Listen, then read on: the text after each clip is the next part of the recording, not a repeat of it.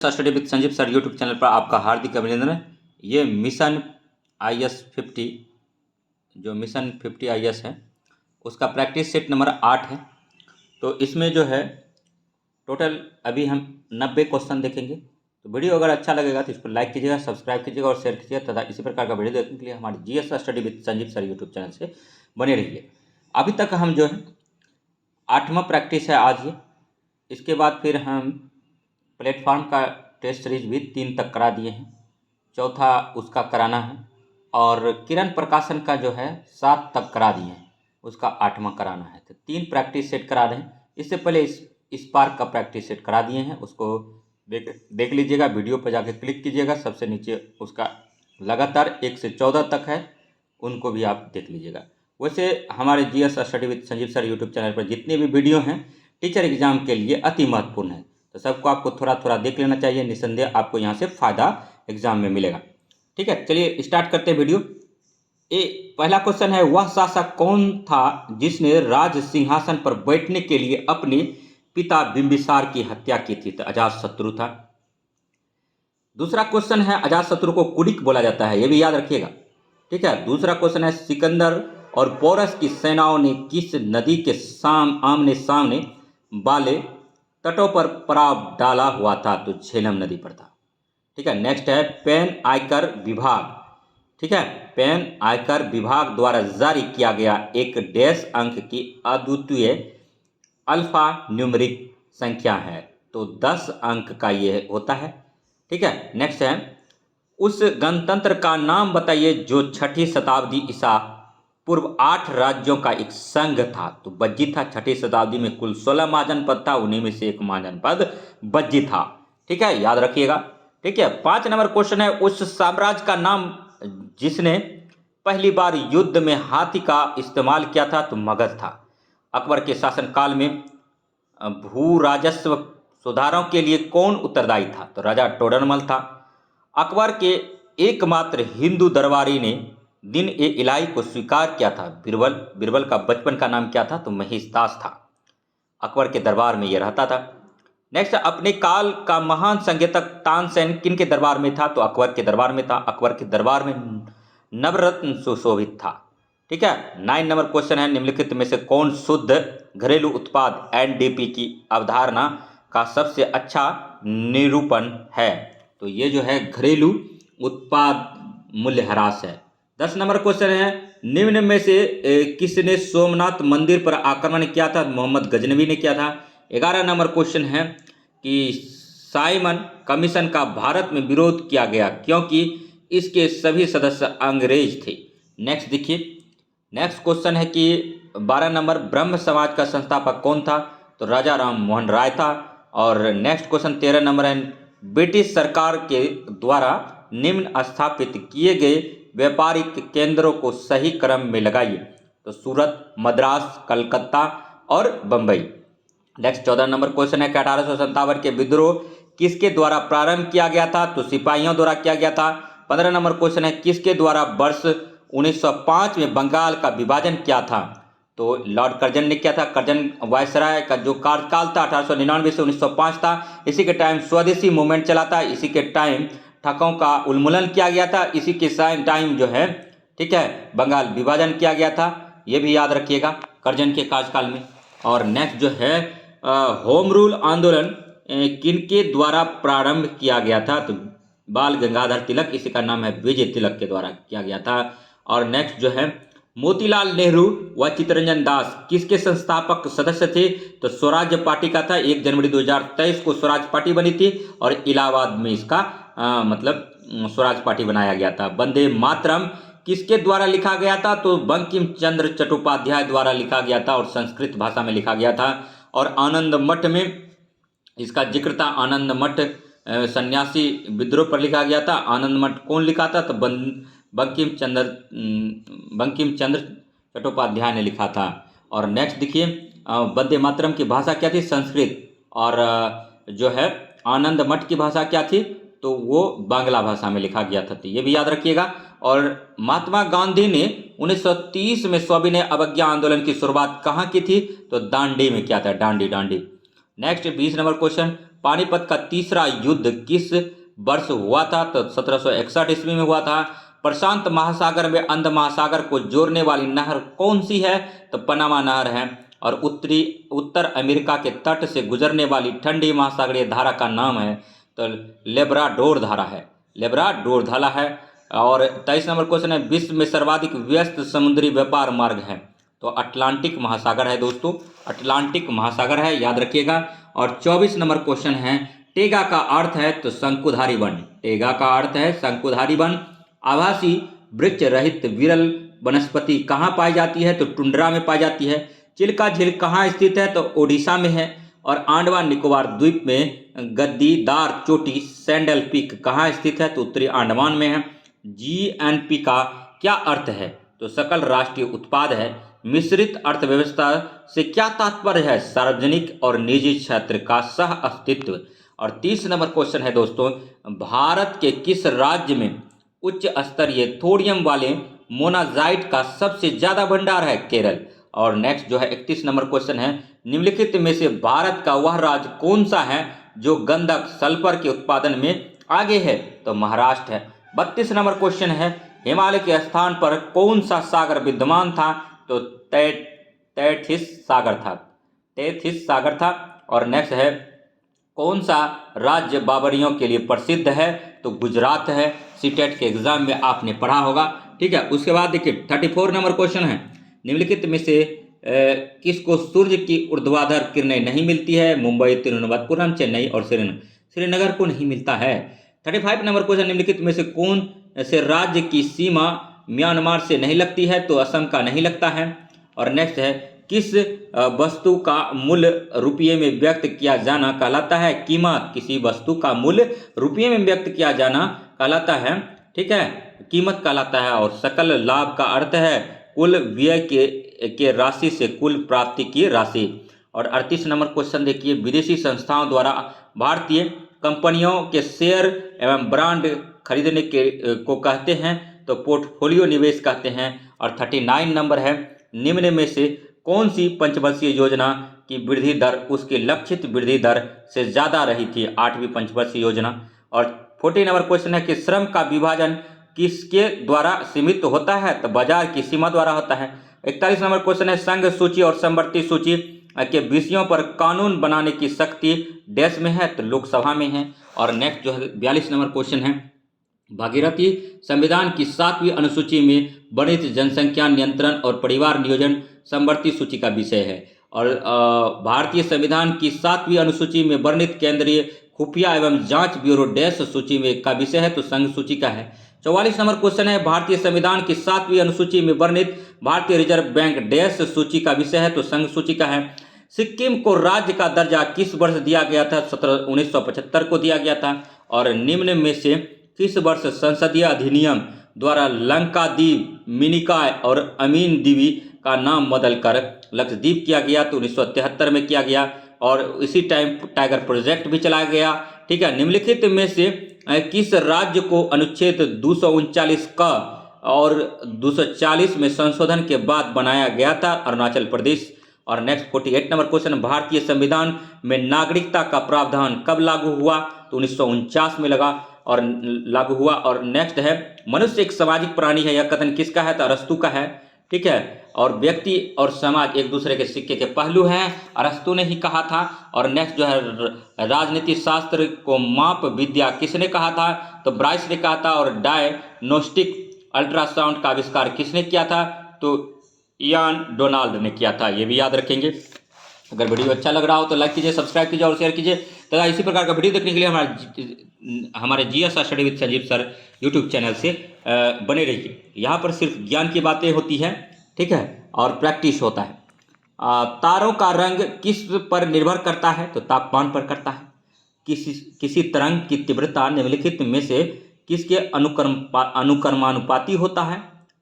तो आयाम के वेग के। और मधुमक्खी का डंक डैश से युक्त होता है? तो 1 लवण बिलियन से। क्योंकि देखिए सिंपल है, यहाँ पर दिमाग लगाने वाला एक क्वेश्चन था कि मधुमक्खी का डंक में फॉर्मिक अम्ल होता है, और फॉर्मिक अम्ल जैसे एसिड को बोलते हैं, तो यहाँ एसिड देखिए लवण, 1 लवण बिलियन था, और बाकी में देखिए लवण नहीं था किसी में, ठीक है। उसके बाद देखिए हीमोग्लोबिन निम्न में से किसके प्रति अधिक आकर्षण प्रकट करता है? तो CO कार्बन मोनोऑक्साइड के प्रति करता है। सिरके का रासायनिक नाम है एसिटिक अम्ल है। 57 नंबर क्वेश्चन है, अनिद्रा के लिए किस चुंबकीय शब्दावली का प्रयोग किया जाता है? तो अनिद्रा के लिए किया जाता है। ठीक है, उसके बाद 58 नंबर क्वेश्चन, एक आलू कंद को 2 भाग में काटा गया है, इनमें से एक भाग के कटे हुए पृष्ठ पर आयोडीन विलयन की कुछ बूंदें गिराई गई है, इसमें किस रंग का परिवर्तन देखा जा सकता है? तो भूरे और नीला रंग का देखा जा सकता है, क्योंकि अभिक्रिया कर लेगा NaCl। ठीक है, और होम्योपैथिक के जनक कौन थे? तो हनीमैन थे, सैमुअल हनीमैन, याद रखिएगा। पित्त का संचयन कहाँ होता है? पित्ताशय में होता है, गोल ब्लैडर में होता है। ठीक है, 61 नंबर क्वेश्चन देखिए, रक्त की कब्रगाह किसको बोलते हैं? एक्स्ट्रा क्वेश्चन करा रहे हैं। स्प्लीन को बोलते हैं, प्लीहा को बोलते हैं। 61 नंबर क्वेश्चन है, स्वदेशी आंदोलन भारत में डैश के दौरान हुआ था? तो बंगाल विभाजन विरोधी आंदोलन के दौरान हुआ। 1916 नंबर है, 16 के प्रसिद्ध लखनऊ समझौते पर डैश के बीच हस्ताक्षर किए गए थे? तो बाल गंगाधर तिलक और Mohammad Ali Jinnah. Next 63 number question देखिए, लंदन इंडियन सोसाइटी और इंडियन ईस्ट इंडिया एसोसिएशन की स्थापना निम्नलिखित व्यक्तियों में से किसके द्वारा की गई? तो दादा भाई नौरोजी, गोल्डमैन ऑफ इंडिया इसको बोलते हैं। और 64 नंबर क्वेश्चन, निम्नलिखित में से कौन सा समाचार पत्र भारतीय राष्ट्रीय आंदोलन के दौरान लोकमान्य तिलक द्वारा लिखा गया था? तो केसरी। केसरी जो था मराठी भाषा में लिखा गया था और मराठा जो है अंग्रेजी भाषा में लिखा गया था। गीता रहस्य मांडले जेल में बाल गंगाधर तिलक ने लिखा था, ये भी याद रखिएगा। गणेश उत्सव, शिवाजी उत्सव स्टार्ट किया था महाराष्ट्र में बाल गंगाधर तिलक ने ही मनाने का। 65 नंबर है, किसी देश का सकल घरेलू उत्पाद GDP जो है एक वर्ष में उत्पादित होने वाले व्यापार योग्य सामानों का कुल मूल्य है। एक वर्ष के भीतर मौद्रिक और गैर मौद्रिक वस्तुओं और सेवाओं का कुल मूल्य है। एक वर्ष के भीतर देश में किए गए आर्थिक लेन देन का कुल मूल्य है। तो प्रयुक्त में से कोई नहीं है, इसका आंसर है। देखिए 66 नंबर क्वेश्चन है कि भारतीय राष्ट्रीय आंदोलन की अवधि 1885 से 1905 को कहा जाता है? तो मध्यम चरण कहा जाता है। ठीक है, उसके बाद 67 है, किसने चंपारण सत्याग्रह के दौरान बिहार में गांधी की जान बचाई थी? तो बत्तख मियाँ ने बताया था। अति महत्वपूर्ण क्वेश्चन है, BPSC प्रीलिम्स में पूछ दिया गया है। किसने चंपारण सत्याग्रह के दौरान बिहार में गांधी जी की जान बचाई थी? तो बत्तख मियाँ ने जान बचाया था। और नेक्स्ट 68 नंबर क्वेश्चन देखिए। ठीक है, 68 नंबर क्वेश्चन, निम्नलिखित में से कौन सा 2023 में जाति आधारित जनगणना शुरू करने वाला भारत का पहला राज्य बन गया है? तो बिहार बन गया। जब 1942 में भारतीय राष्ट्रीय कांग्रेस ने भारत छोड़ो आंदोलन शुरू किया तब भारत का वायसराय कौन था? तो लिनलित गो था। 70 नंबर है कि भारत में संविधान में पंचवर्षीय योजनाओं की अवधारणा रूस से ली गई है। नेक्स्ट है, प्रथम पंचवर्षीय योजना जो चली थी 1951 से 56 चली थी, ये भी याद रखिएगा।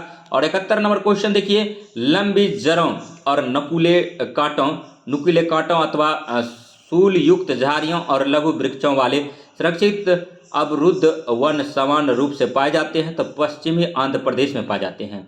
72 नंबर क्वेश्चन है, निम्नलिखित में से तत्वतः कौन सी एक हिमालय वनस्पति की जाति नहीं है? तो महोगनी नहीं है। और भारत के निम्नलिखित क्षेत्रों में किस एक मैंग्रोव वन सदापर्णी वन और पर्णपाती वनों का संयोजक है?